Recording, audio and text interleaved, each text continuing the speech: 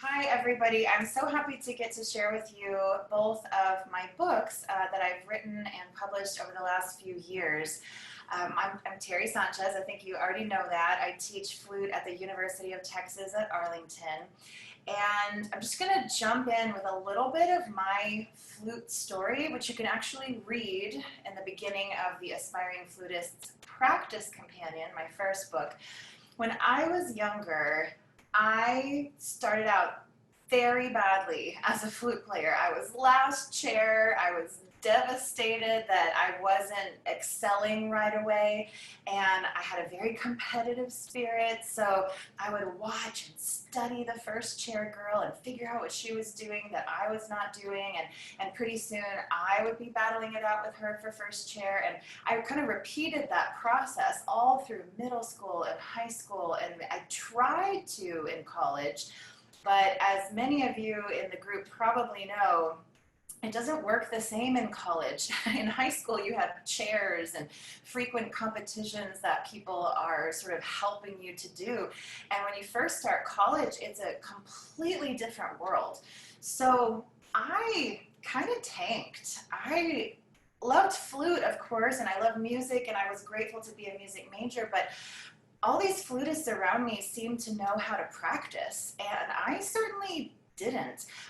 Again, like many of you, I had a lot of talent that I displayed early on, and so I kind of skipped a lot of steps. I skipped from some very basic, like 7th grade little exercises, all the way to do to you sonatine in like a year and a half. And one of the revelations that I had many years later is that not only did I not know how to practice properly, but I really didn't have a sense of internal pulse or rhythmic integrity. I kind of was just a good guesser, and I would listen, and I think I was doing some expressive things, but in hindsight, I see that there just were so many fundamental gaps. So as I got my doctorate and I was teaching college students during that time, and then I got my full-time job teaching college students, I felt very passionate about helping them to not have gaps in their fundamentals and not tank as practicers like I did. I mean, I just have this memory. I always share it in classes like these because it's burned into my brain. I was in the basement practice room at Southern Methodist University in Dallas. And it was before they redid them, so it was a very sort of dark, gloomy place. And it was me and my flute in that basement practice room with the mirror. And I just remember crying, like seeing my crying face in the mirror as I played those opening 4 notes of Cantabile and Presto. The G, F, A flat, C, and the C just would never come out, which made me cry even more. There were so many tears in the practice room, and so much frustration and so much lack of validation, because certainly no one was around giving me compliments like they did in high school and middle school. I used to live off of compliments like I now live off of coffee, and when I got to college, those dried up. So fast forward to me teaching my college students full time, I really was passionate about helping them not only to not have fundamental gaps, but also to not need compliments and chairs and validation as fuel. Because the truth is, when you have rhythmic integrity and you know how to constantly be searching for your most beautiful tone, and you start to realize that you really can do anything if you break it down into small enough pieces, and you're patient with yourself, and you're creative, and you take breaks. When you start to realize things like this, and you start to have that personal sense of self-esteem as a musician, practicing becomes a whole different ballgame. It becomes a joyful, artistic, creative activity. And I have noticed kind of an interesting pattern, and this will kind of segue into how this first book came about, The Practice Companion. I've noticed an interesting pattern with many of my super intelligent, talented students. When I first start teaching them, they are very much in to-do list mindset, very much in perfectionist, gotta fix this, gotta improve this, gotta get better than this person, gotta impress this person. You know, this never-ending list of things that if they can get them done, if they can practice their way through this gigantic, epic list that really is too long for anyone to ever get done, and you know, we have no control over those things anyway, there was this mentality that if they could get through this fictional list, that somehow maybe one day they would feel good. Finally, they would have flute self-esteem. Finally, they would sound the way they wanted to sound. But it was like, gosh, is it Sisyphus? Like rolling the ball up the hill and then falling back down. It just, I began to see the same patterns that I myself had gone through. And luckily, I'm skipping huge parts of the story here, luckily had kind of transcended and done a transformation, and I was operating in a totally different place, and I wanted to help them. So the way the first book came about, I knew for sure that I had a lot to share, and I knew for sure that it was too much to ever fit in one lesson or one semester. And I really wanted to get it in a concrete place, not only for my students and for other flutists so that they could practice their way through the, you know, advice and the exercises, but also for myself, because there were so many things that I had come to learn about practicing and being a musician and having musician self-esteem and being an awesome flutist. I had learned so many things. I couldn't even remember them all in one day. So this book became especially important just for me. I mean, when I need a review course, I practice through my own book, which sounds weird, but it's strangely helpful because, you know, you don't remember everything that you know every day. So how did I do it? I remember the very first day I went like to Walgreens or something, and I grabbed a poster board, and I stuck it on the wall in my office, and I attached a Sharpie, maybe 2 Sharpies, I think, to pieces of twine. And I just went about my normal teaching life, and when my student and I had one of those spark moments where it was like, oh my gosh, they rose up and transcended their issue and went to new uncharted territory, or, oh wow, they sounded incredible and this was how we got there. You know, when we had one of those goosebump, aha, sweet spot kind of moments, I would say, hang on a sec. I would go grab one of the Sharpies, scribble it on the poster board, and then I just amassed this collection of little truth nuggets about how to practice, about how to be a flutist, about how to hang in there when you're frustrated. Because what I've come to learn is that flutists, I think possibly more than any other instrument, I don't know, maybe singers have more in common with us, but I really truly feel like flutists in particular are highly, highly perfectionistic personalities. It's a rare exception that you find kind of a laid back, chilled out, you know, person that understands perfection is actually unattainable and it's all about the journey right when they start the flute.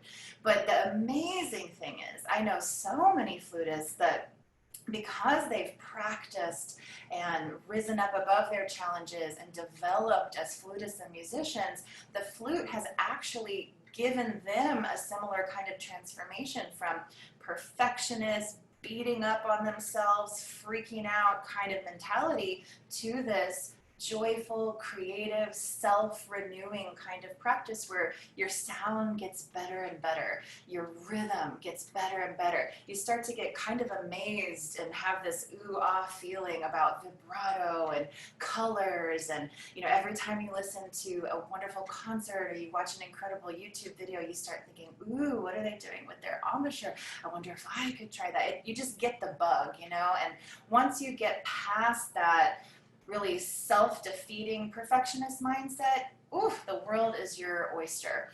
So I wanted all this in this book, and I will go ahead and share my screen, and I am just going to kind of walk you through all of the stuff that made its way into the Practice Companion. There's no way on earth I could cover it all. It will just be little samples here and there, but if you guys have questions about specifics, please do let Christina know in the chat, and she's going to jump in and share those with me. And I'm happy we do have one question already, which is, let me see. how to stay motivated. And someone else said that was also their question. Okay, well, I'm just going to bounce right off of that question into chapter 3 then. The first 7 chapters in this book are all about how to practice. This is something that I definitely figured out through trial, error, lots of embarrassment, lots of stressful kind of epic fails, and I really wanted to provide a resource for students, for teachers, for all kinds of flutists to just have a place to go and say, hey, I'm having a problem. I'm not motivated. What the heck do I do? And if you skim through the table of contents for the practice companion, you'll find that many of the topics that come up for you have some kind of explanation or encouragement in the book for you to go directly to. So self-inspired practice is chapter 3. And in chapter 3, I talk about becoming an expert on yourself, discovering your learning style, staying motivated by becoming your own encouraging teacher, giving yourself little pep talks as you practice. And I want to zoom in right here to big bursts and little decisions. I think that often flutists can especially get very frustrated because we want to grow so much and we want to sound so beautiful and we want it right now. And we want there to just be a steady flow of progress. And it's really hard to stop and celebrate little baby trickles of progress, or maybe to acknowledge that plateaus are a healthy part of the process, or that even an incredible amount of frustration is a healthy part of the process, and that there's a way to work through that. So when you work and you acknowledge that big bursts and little decisions are normal, like some days you are going to have those epic epiphanies, and other days it's just about deciding, you know what? I feel a little frustrated right now, but I'm going to take a deep breath and I'm going to have faith that the work that I do today is going to start showing up for me tomorrow. And the other thing in chapter 3 that I'll throw in for the problem of staying motivated, although I will say kind of the whole book is a way to stay motivated. It really helps me to just keep that juice, keep that in the zone feeling. I really wanted to redefine patience. When I was in college and I was kind of just in such a funk about practicing, I knew that I should be patient. I knew that slow practice was the thing and hours of practice was the answer, but I didn't have the emotional tools or the mental clarity to process the fact that patience was accessible to me. So in this chapter, I redefine patience as something that feels more like sitting out by the swimming pool with a glass of iced tea or some other kind of drink and a really good book that you're excited to read. You would just love to have hours to enjoy a scene like that. And to me, that's what patience actually feels like when you're doing it. It feels like luxurious tempos, baby steps, taking breaks to stretch and breathe, and kind of treating the practice room like a spa instead of the old way I used to think of practice, which was like being in the waiting room at a dentist's office or something. And then I also have a description of how focus is maybe different than you think. So these just little hooks, like how to zoom in, how to zoom out. Sometimes all it takes is a new set of vocabulary. And when you start to have names for things, it's amazing how you can recognize a moment when you're practicing and go, okay, I'm frustrated, not feeling motivated right now. Oh yeah, have I had any big bursts lately? Do I need to make some little decisions right now? Could patience feel more luxurious to me right now? So that's kind of what the whole book is about, is giving names to things and helping flutists to look at these universally true concepts about practice in a way that actually feels palatable, like something that you truly can do right then and right there. So we already looked at chapter 3. I love that picture. That repetition is the key. I always think about that. I already looked at chapter 3. I really like chapter 4 as well. My very first flute teacher told me that every note on the flute is like an Oreo cookie. You have to have the cream in the middle.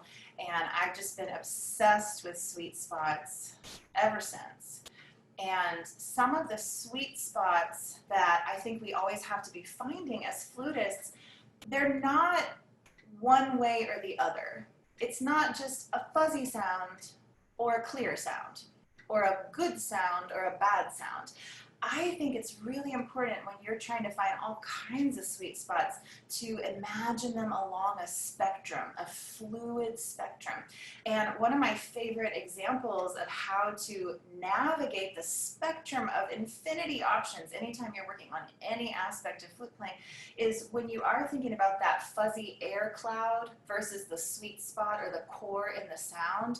I think one of the biggest struggles flutists have is wanting to ditch the air cloud altogether or judging the fuzziness. And when you start to embrace all of the sounds that you're hearing and you start to look for the beauty in every element of your tone, it is amazing how the core itself will start to resonate and shine. And I really look at all of the sweet spot spectrums like this. So, here I am giving names to things like different tone colors. I never understood tone colors when I was younger. And they're so much simpler than I was thinking they were. Different vocab for tuning, for dynamics, for tempos. I think anytime you get stuck in black and white mentality, it's always good to remember that there are unlimited artistic options in between one extreme and the other. So chapter 4 really kind of digs into some of those sweet spots that we're always looking for. And I tried to throw in stuff that I was always confused about when I was younger. Like, even though I was studious and I was trying to do my best when I was preparing music, I had no idea what a staccatissimo was or a portato. And I just wanted, in my book, just to have these resources where you can just go to time and time again, like, hey, these are what articulations mean. So lots of good stuff like that about double tonguing, lots of technical things.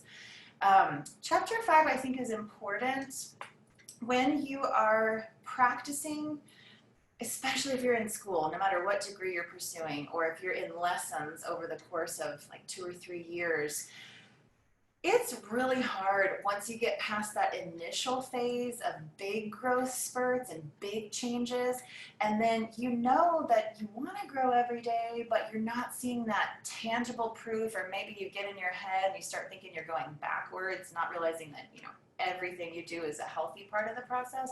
So chapter 5 is all about embracing your practice journey, how the heck to hang out and still do incredible stuff while you're maybe feeling kind of blah, or like you have flute ennui. There's a lot of different descriptions of how to navigate that, and again, to enhance your sense of vocabulary when it comes to things like this. It was kind of fun.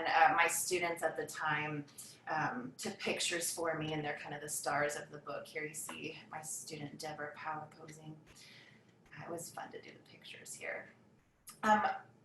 Chapter 6, I think, is important. It's a really good bridge for how to go from practicing to confident performing. And I think so often there are, tons of resources about performance anxiety itself, but I really tried to dig in a little bit more in this chapter to how you find your performance power in the practice room, not just when your heart's already racing and it's already time to go on stage. So you can see there's just tons and tons of examples and vocab. Chapter 7 is really special to me. It's very, very special to me.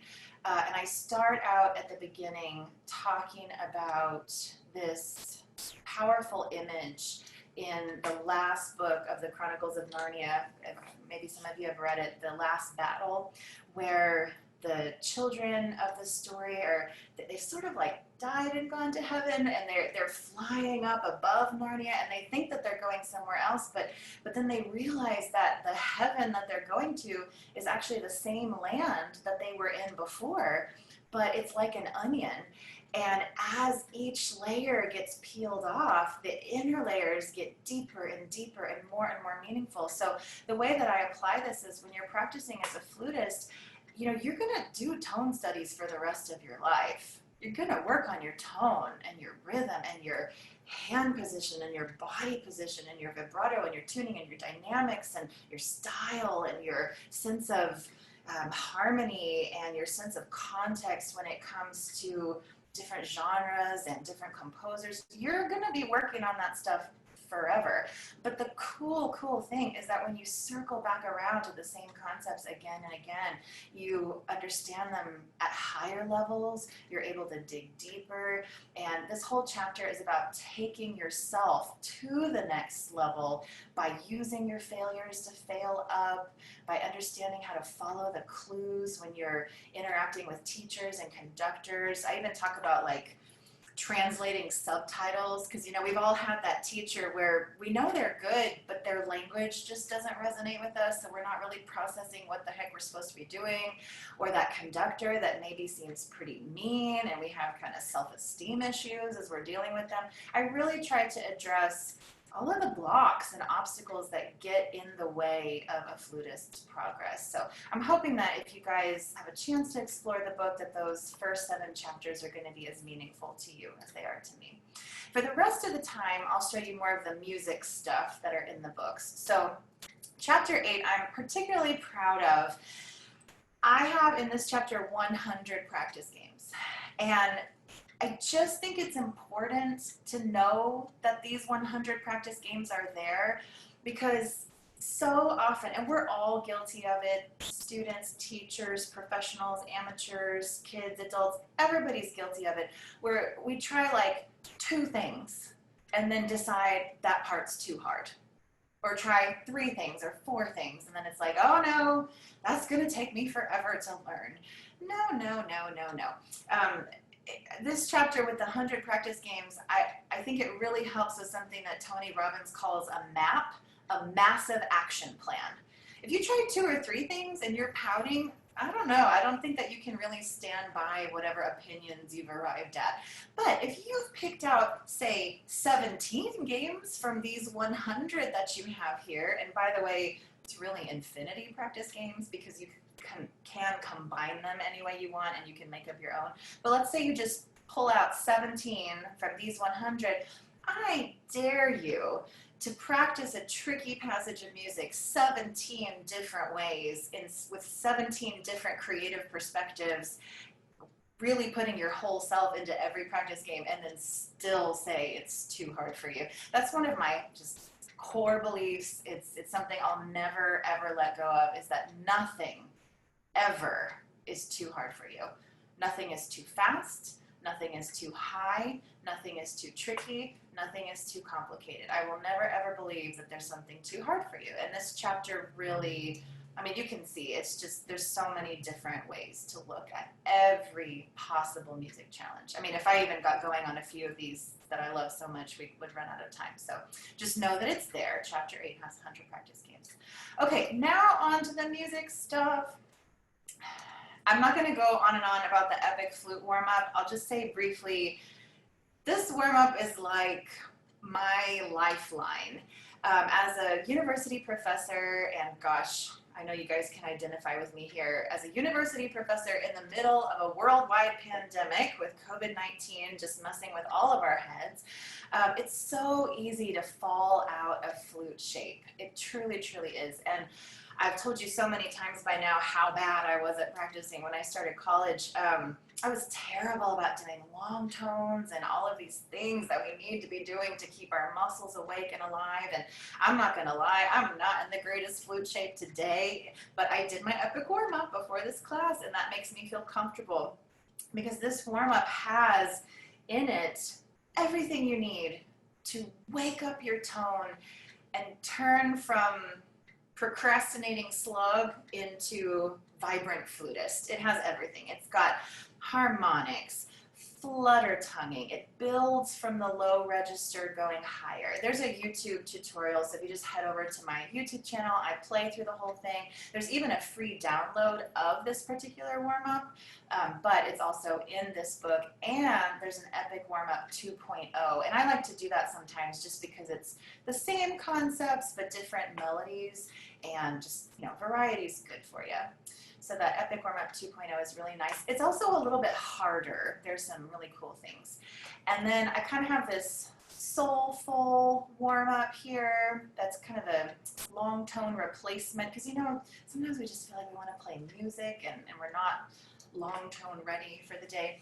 The first thing I want to just demonstrate for you here is flashy flexibles. It's such a simple exercise, but whether it's for you or your students, I just find that this is like a basic core rock exercise to keep coming back to make sure that you have rhythmic integrity, that you're playing your chromatic runs smoothly, that you're playing different rhythms and different intervals with a listening mindset and with clarity is your top priority. So I hope you'll forgive me while I just play a few little wake up notes here. My epic warm up was a while back.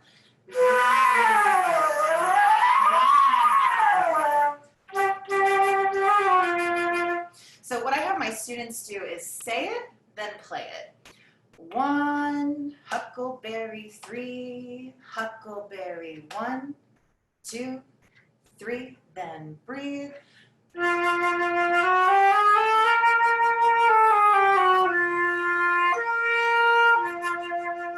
they go on 1, opportunity 3, and it's really fun when you get to the end of the exercise, when you get to the non-uplets and the decuplets and undecuplets. I love having them go 1, anatomical physiological 3, anatomical physiological 1, 2, 3, then they breathe.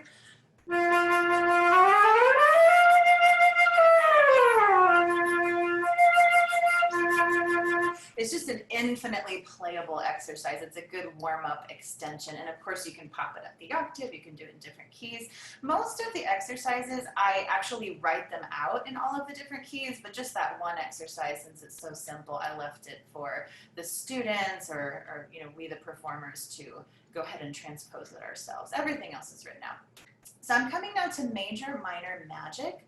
And this is one of my favorite ways to play scales. I think I'm going to play it off of my copy here so I can see the whole page. On this page, and it's for every single key, I go through a little intro that alternates G major and G minor, and then also it does go through all the forms of minor, all the different scales in the key area, but like all of my exercises, I wanted to make them boredom proof, apathy proof, and definitely autopilot proof. One of my favorite things to quote one of my students saying is, actually 2 people have told me this specifically, that my exercises are cute but evil. And if you try them, you're going to find out there's not really a way to go on autopilot, because the second you think you understand the pattern, you are out of luck. There's something surprising. So as you listen to me play it, I'm sure you'll notice, unlike typical scale exercises where it's just all 16ths, all 8th notes, which of course we need to do those for evenness and discipline. We need to be doing those things. This actually has melodies and different rhythms, and it keeps it alive and vibrant, and I never ever get bored doing major minor magic. And I did want to show you that often I will play with drones. I think I lost my drone there. I go to dronetonetool.com, and you can also use like the cello drones on Spotify. But if you'll put drones with these major minor exercises, it's incredibly helpful for tuning and things. But here is major minor magic in G major and minor.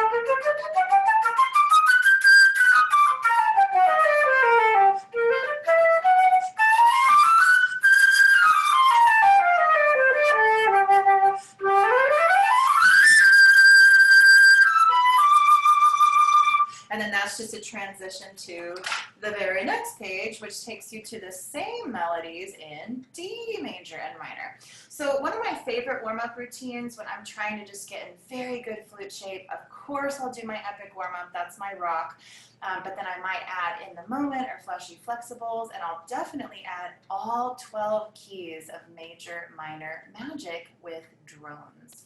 So I'm just, quickly scrolling through things here because I do want to leave time for questions and just give you a quick overview of both of the books. I haven't even gotten to the second one yet. I'm going to show you a couple more exercises though. You can see you will never, ever, ever run out of stuff to practice in these books. One day I'm going to see if I can play through the whole thing in one day, but it's like the equivalent of a marathon.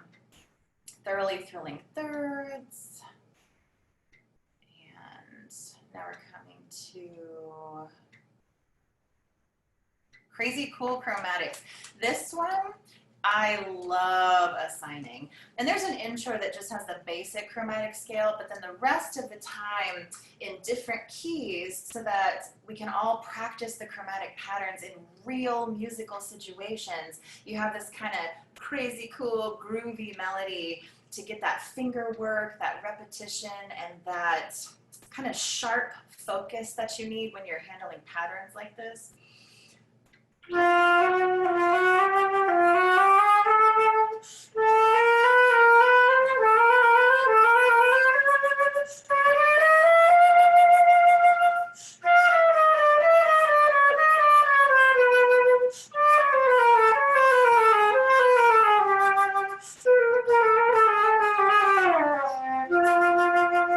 And that just, I probably would play that 5 more times myself to clean that up a little bit, and then it happens in so many different keys, and when you pop up to the high octave, it is no joke. You really can tell if you know what you're doing when you bust out with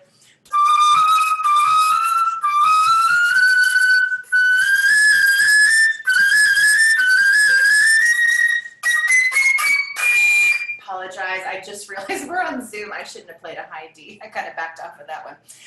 But you can see how much fun that is.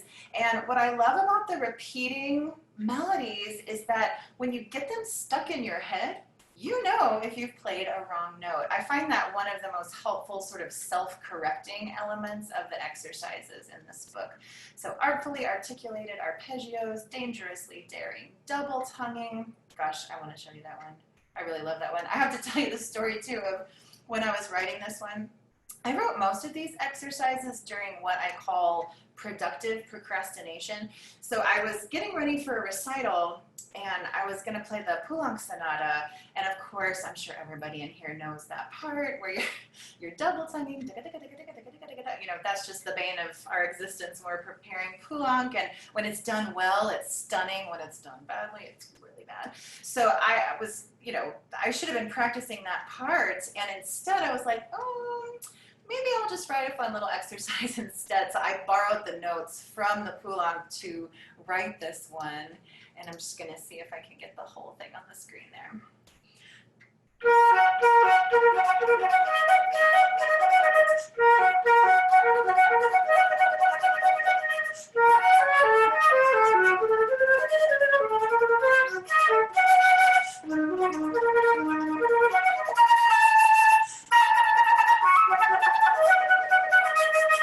Like I said, never boring. I love practicing out of my own book because it makes me go, whoa, that's harder than I thought. And I get to polish things up. And then, of course, when you play it through all the different keys, you get into this kind of groove, and your double tonguing can feel more awake and alive. So I think you guys get the idea. Just in summary, what you're going to get if you work through the Aspiring Flutist Practice Companion, or you want to assign it to your students, which I have found to be incredibly helpful, especially during all of this craziness with the online teaching and how we're all kind of stuck at home, because in these books, there will always be something for them to do. And if you've got your book and they've got their book, any exercise they play, you can hear all of the fundamentals that they need to be growing with, and you can coach them through all the different elements. And because the melodies are fun and kind of groovy, and they get a little bit addicting, like Crazy Cool Chromatics, I'll never forget the first day. I had a few students that just to be totally honest, they were terrible at their chromatics, absolutely terrible. And I was shocked as a young college professor. I thought, well, geez, you know, that part in your music is just chromatic. Like, why don't you just use your muscle memory? And then it dawned on me, they don't have muscle memory with chromatic. And of course, you got to do your Tavanel Gobert, you got to do your Trevor White. All these things are super important.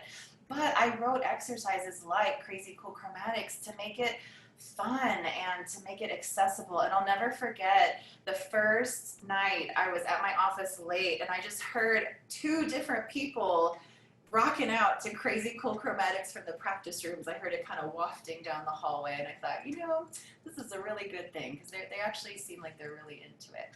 So, okay, the summary. In the Aspiring Flutist Practice Companion, there are 7 chapters of like pretty detailed advice on how to practice, and I find it kind of infinitely revisitable myself, for me, for my students.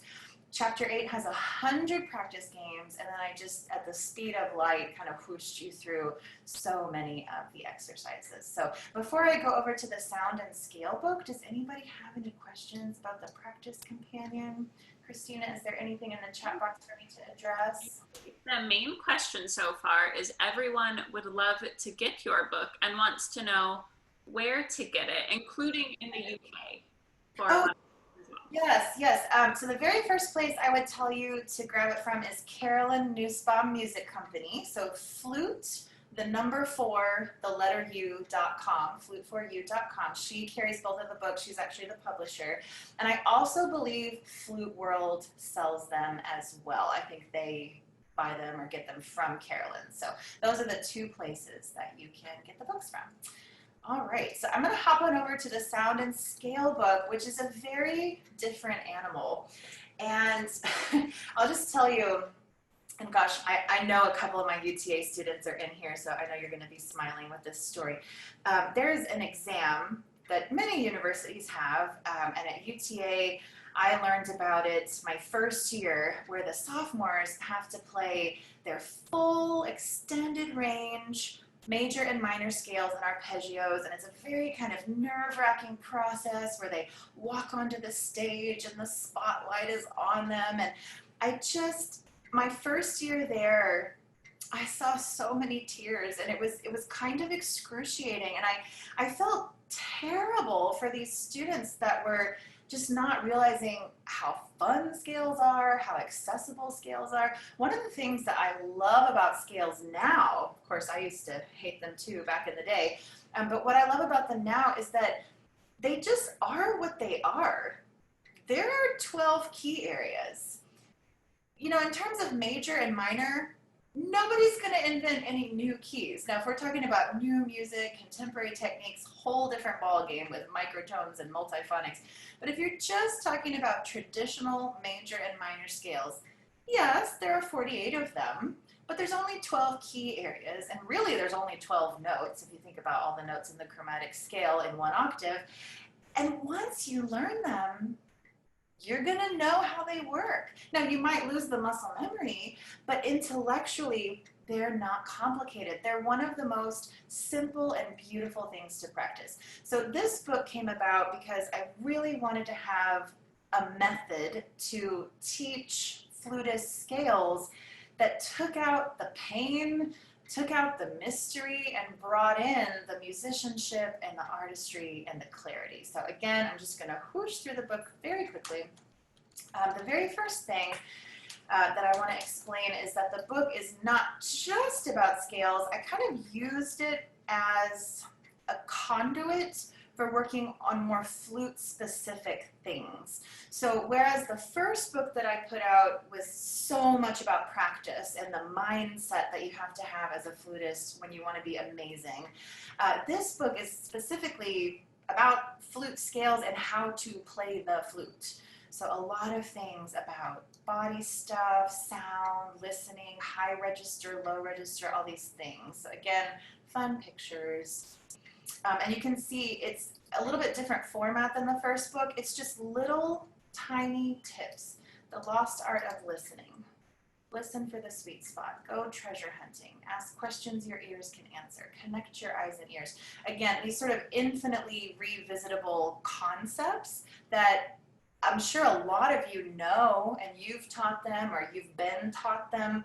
However, we don't always remember all the things all of the time. And so I really wanted a resource just to kind of check in and go, hey, when's the last time I thought about lifting my chest? When's the last time I thought about relaxing my shoulders, expanding my ribs, different ways to access your core, fun little anecdotes about how things work, taking up space instead of crunching in as a flutist. I just wanted to put out all of these concepts that I believe so wholeheartedly in, and it was fun to put them in a book about scales because when you practice the scales, you can use the scales as examples and little test subjects while you walk around the room and practice the little tips about body mapping and listening and things.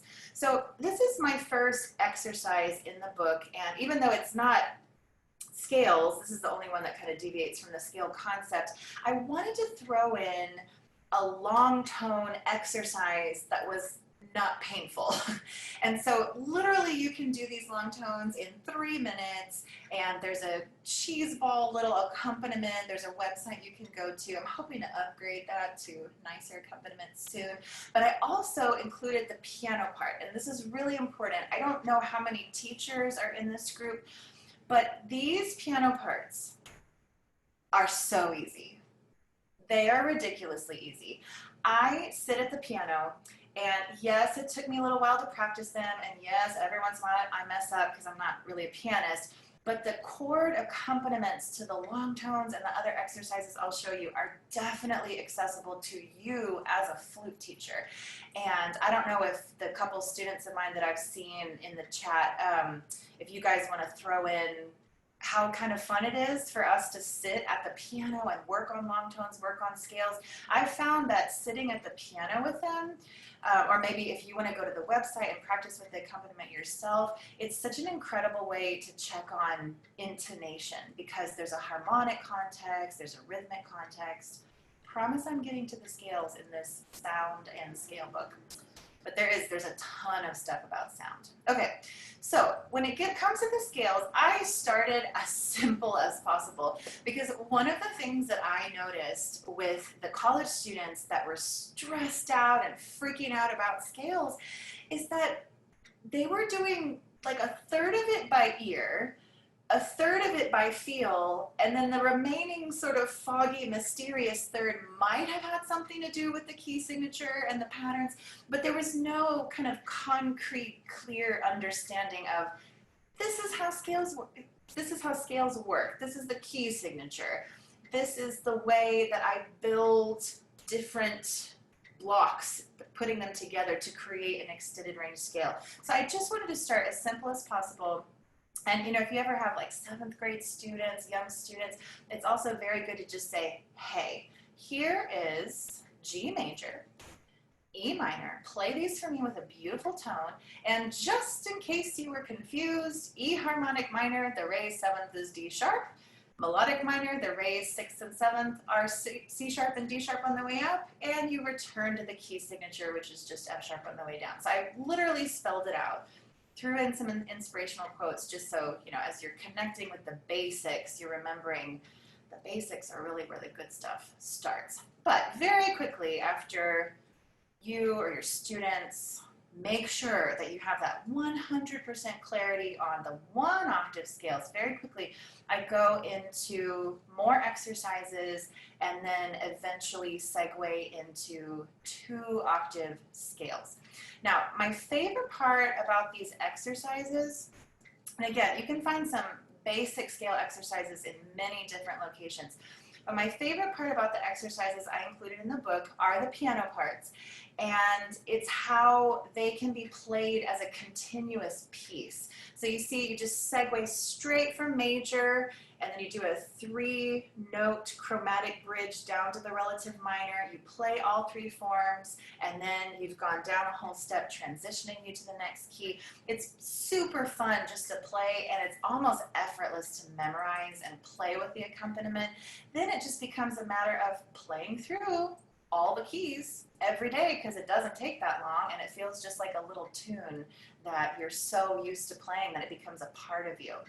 But with the 2 octave scales, after so many breathing ideas, I hope you guys get this book and look at the breathing ideas because some of them are just awesome, and I wish so much I had known those ways of thinking about breathing when I was younger. It would have saved me a lot of trouble.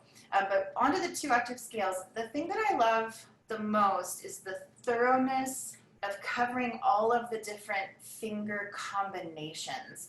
So it may seem really basic, but being able to wiggle C, D, C, D, C, D, E, D, E, D, E, F, E, F, E, you can really isolate which fingerings are not working, which fingerings need to be more streamlined or elegant or ergonomic. And of course, Taffenel Gobert does the same thing, but my books are kind of like Taffenel Gobert thrown into a blender and then turned into like a Dr. Seuss cutesy version. So it's still the same advanced concepts and you still can have your standards sky high, but they're just a little bit more palatable. And this may sound funny coming from me since I was the one that, wrote the books and put the exercises together. I literally have never gotten bored playing any exercise in either book. And to me, that's essential because the exercises can be brilliant and the exercises can be absolutely invaluable and important. But if you're too bored to do them and you're not motivated enough to do them with any kind of consistency, there's no way to get the benefit from them. So you can see I'm just flying through the wiggle games here. And I do want to emphasize that it's particularly beneficial because I added in the combinations that are kind of weird when you go into harmonic minor and melodic minor. A lot of times people will practice Taffenel Gobert but not really do all the exercises or not finish individual exercises, and I think it's a little easier to go through these in their entirety and not give up, and that way you're really making sure you're getting all possible fingering combinations. Back to students, this is an incredible way to help them work on their hand position, to catch bad habits before they really take root. One of the big differences, as I'm sure you can see, is in the practice companion, all of the exercises have melodies and changing rhythms. Here in the sound and scale book, they are mostly basic rhythms, but hopefully laid out in a user-friendly, palatable kind of way that feels fun, accessible, like something you'll do every day. Okay, the next section I love, love, love so much as a teacher, and this is one of my 1 million things I've been meaning to do forever. Hopefully I'll do it this summer. The duets are the same melody in every key area, same melodies. So you can see in C major, we start out with just a simple scale, but then there's this lovely melody in C major with the accompaniment parts. You can play it with students, and that project that I mentioned is I want to provide the duet part so you can play along maybe with a YouTube video, and then beautiful melodies going into the natural minor, harmonic minor, melodic minor, and then again when we go to the new key, the melodies are the same. So if you start to get these melodies stuck in your head, you're going to know instantly if you've played a wrong note. And I like the repetition of the melodies in the duets here and in the exercises in the practice companion, because there's something about singing the same song over and over again until you just know it by heart. Hearing and listening in sing-along mode to the same melodies over and over again until you know them by heart, and knowing that you can play comfortably with these melodies in every single key area, rather than just, excelling in F major and B flat major, but then when it comes to G sharp minor, completely tanking and feeling confused. You really can use both of these books to make sure that you're extremely well versed in all 12 key areas all the time. So after the duet section, which is great for teachers and students, or gosh, if you guys are using the acapella app these days, doing those at-home duet kind of things, this would be super fun to play a duet with yourself in this section. After this chapter, so sorry, I had a more efficient way to do this, and then it turned out just scrolling was a little easier. After this chapter, last section with advice, some tips on high register stuff, low register stuff, and I want to emphasize that these exercises, like this one I'm particularly proud of, the allowing the high beat exercise, I think there are a lot of amazing flutists in the world, and every amazing flute teacher, amazing flute performer, has their exercises, and some exercises kind of stand the test of time, and they're just kind of things that we all know we should be doing. I'm just very proud of these books because the exercises that I'm putting in, especially the flute specific ones, I didn't get them from anybody. And while some people that I may not know of may have similar exercises and I just haven't been exposed to them, that's very possible.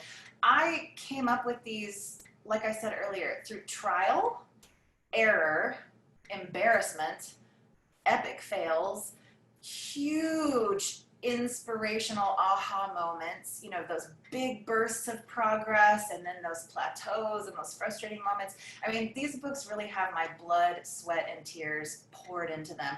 And, this is a great example, the allowing the high B exercise. If you take any one of these tips, any one of these exercises, any one of these scale patterns, anything in any of the books, even if it's just one little part out of the 300 pages from the two books combined, and you put your whole self into it, and you engage in the process of discovery without judgment, you will have an epiphany of some kind. That's one of the things that I'm just super committed to and super proud of, is that the kinds of exercises that I do myself, that I have my students do, that I put into my educational materials, they're meant to facilitate epiphanies. They're meant to facilitate your personal experience, finding out more about who you are as a flutist, as a musician, as a person. I truly believe that when you learn how to practice flute with joy and creativity and non-judgment, you can do some incredible healing. Just some incredible healing. Every time you clean up your tone, you clean up your conscience. Every time you empower your breathing, you empower your soul. And I've just seen that play out time and time again with so many students, and of course with myself through all my practice journeys over the years. So I just want to go to the last thing and then hopefully squeeze in maybe one or two questions. I really like the way I did the extended range scales here. I do go up to the highest C because I wanted to give something different than the typical turning around at the B exercises. But the puzzle piece rhythms that take you to the point where you can play the extended range scales really emphasize taking your time at the top of the scales, and they're pretty ergonomic, they're pretty fluid, and I think you'll find when you practice them that they fall under the fingers a little bit easier just with the way that I've broken them down. And I see, oh my gosh, this hour has gone by so fast, so I am going to maybe stop sharing my screen and turn it over to Christina. I don't know if there are one or two questions. Gosh, I can't see the stop share. How are we doing, Christina? I just asked everyone to see if there's any questions that kind of hadn't been answered at this point. So we'll see if any of those start rolling in. Great. Well, I kind of went at the speed of light there, but I hope you guys that were there got the glimpses into the books so you could see what they're all about. We have a question from Shannon, and she said, there are way too many exercises to play in one day, which I think we can definitely understand. And she said, how would you suggest making a routine where you cover all of your bases without stressing yourself out or having too much to do? Oh, absolutely. So the cool thing about both books is that you can jump around randomly if you want, but you actually can also go just in order. So early on in the practice companion, I talk about my formula for organized practice, which is WATER, warm-ups, aspirations, technique, etudes and excerpts, and repertoire. And if you use my books for either the aspirational category and or the technique. You could even extend it into the etude category.